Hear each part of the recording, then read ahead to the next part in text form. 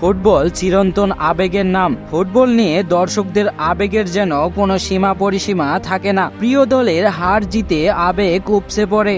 Football মাঠে বিভিন্ন ধাঁচের দর্শকদের দেখা মেলে। একদল দর্শক আছে যারা গ্যালারির এক কোণে বসে খেলাটিকে উপভোগ করেন, আর একদল দর্শক আছে যারা খেলাটিকে স্রেফ খেলা হিসাবে দেখেন না। তাদের আবেগের ক্যানভাস অনেক বড়। সেই ক্যানভাসে রয়েছে বিশালাকার টিফো, ব্যানার ও বাদ্যযন্ত্র।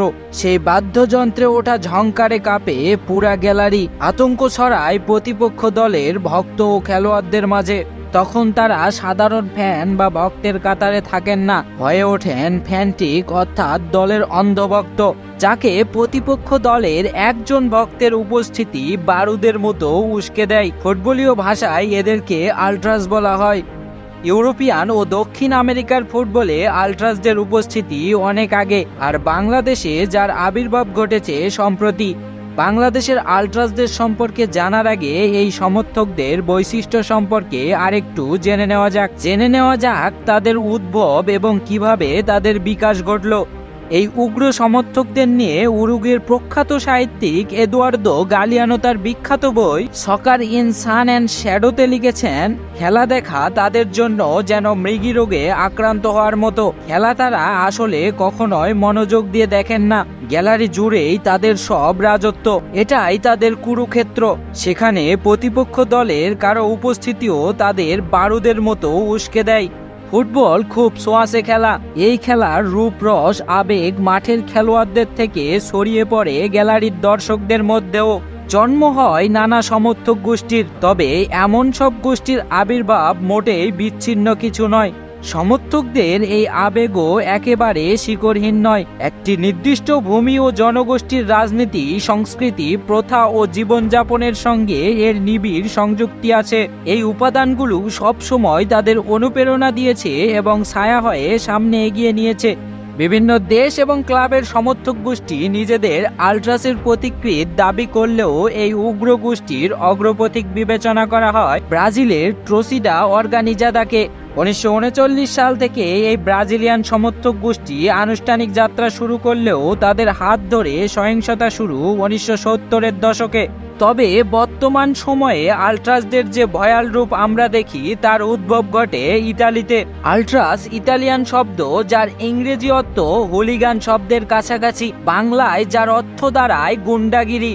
ইংরেজিতে অর্থটি সহিংসতা ছড়ানো বোঝানো হলেও ইতালিতে এর সঙ্গে জড়িয়ে আছে উগ্র জাতীয়তাবাদ, উগ্র ডানপন্থা এবং বর্ণবাদী আচরণ। প্রশ্ন হচ্ছে, ইউরোপীয় এই ভাবধারার বিপরীতে বাংলাদেশের আল্ট্রাসদের অবস্থান কোথায়? এদেশে আল্ট্রাসদের উত্থান মূলত বিশেষ একটি আন্দোলনকে ঘিরে। করোনা পরবর্তী সময়ে বাফুফের সভাপতি কাজী সালাউদ্দিনের বিরুদ্ধে সালাউদ্দিন হটাও আন্দোলনকে ঘিরে শুরু হয় বাংলাদেশের আল্ট্রাসদের যাত্রা। আন্দোলন দিয়ে শুরু হলেও সেটা আন্দোলনে আটকে থাকেনি।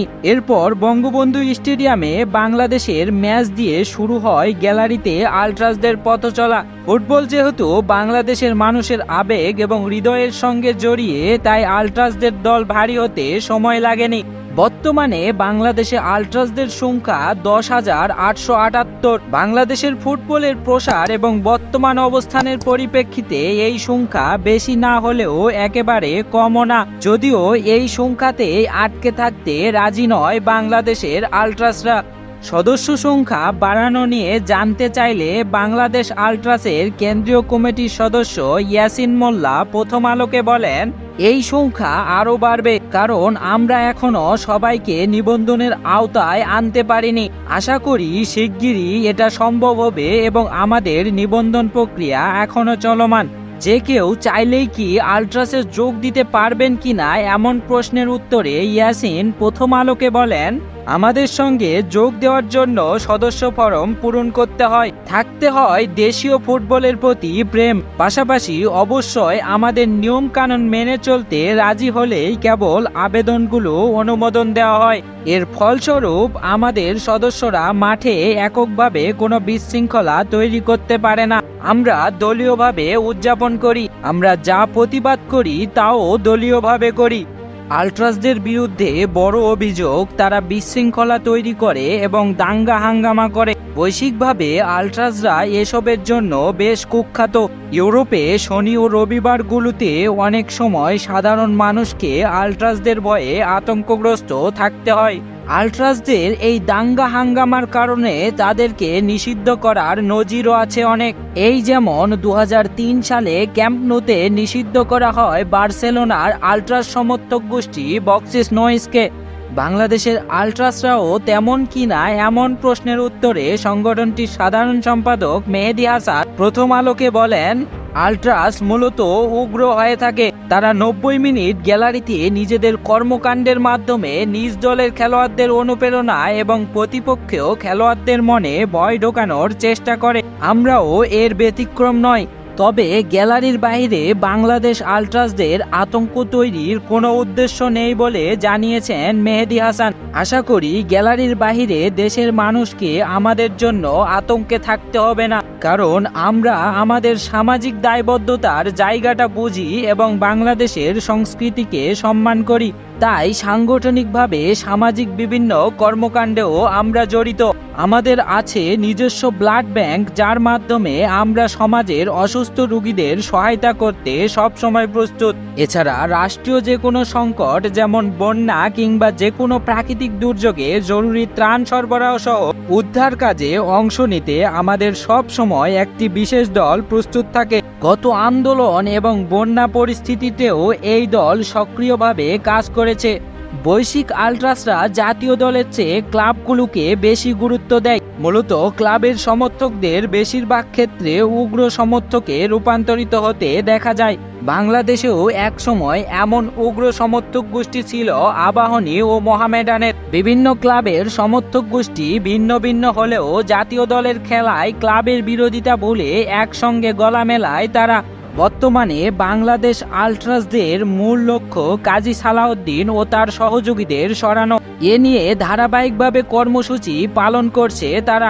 সালাউদ্দিন হটাও কর্মসূচি নিয়ে মেহেদী হাসান বলেন, যারা দেশের ফুটবল নিয়ে ভাবে তারা দায়িত্বে আসুক এবং ফুটবল নিয়ে দীর্ঘমেয়াদী পরিকল্পনা করুক, যা দেশের ফুটবলের জন্য মঙ্গলকর হবে। প্রথম আলোকে দেওয়া দীর্ঘ সাক্ষাৎকারে মেহেদী আরও বলেন, আমাদের চাওয়া দেশের ফুটবলের উন্নতি। আমাদের পূর্ববর্তী প্রজন্ম আমাদের এই প্রজন্মের কাছে দেশের ফুটবলের বার্তা ঠিকভাবে পৌঁছাতে পারেনি, যার ফলে ফুটবলের প্রতি ভালোবাসা থাকলেও একটা গোটা প্রজন্ম দেশের ফুটবল থেকে মুখ ফিরিয়ে রেখেছে। তৈরি হয়েছে একটা জেনারেশন গ্যাপ। আমরা এই গ্যাপটাকে দূর করতে চাই, যাতে আমাদের পরবর্তী প্রজন্ম আমাদের মতো বঞ্চিত না হয়। এজন্য আমরা বাফুফেতেও খোরা এবং মান্দাত্তার আমলের চিন্তা সম্পন্ন দুর্নীতিবাজ কাউকে চাই না। আধুনিক ফুটবল সম্পর্কে ওয়াকিবহাল এবং আধুনিক ফুটবল জ্ঞান সম্পন্ন উন্নত রুচিশীল ব্যক্তিত্ব চাই, যারা দীর্ঘমেয়াদী কার্যকর পরিকল্পনা করে এবং বাস্তবায়ন করতে পারবে। বাংলাদেশ ফুটবলের ঘুরে দাঁড়ানোর জন্য এখন অন্যতম গুরুত্বপূর্ণ কাজ সমর্থকদের মাঠমুখী করা। আল্ট্রাসদের মাধ্যমে সমর্থকেরা যদি মাঠমুখী হয়, তাতে বাংলাদেশ ফুটবলেরই মঙ্গল হবে। For more updates, subscribe to our YouTube channel and click on the bell icon. Follow us on Facebook.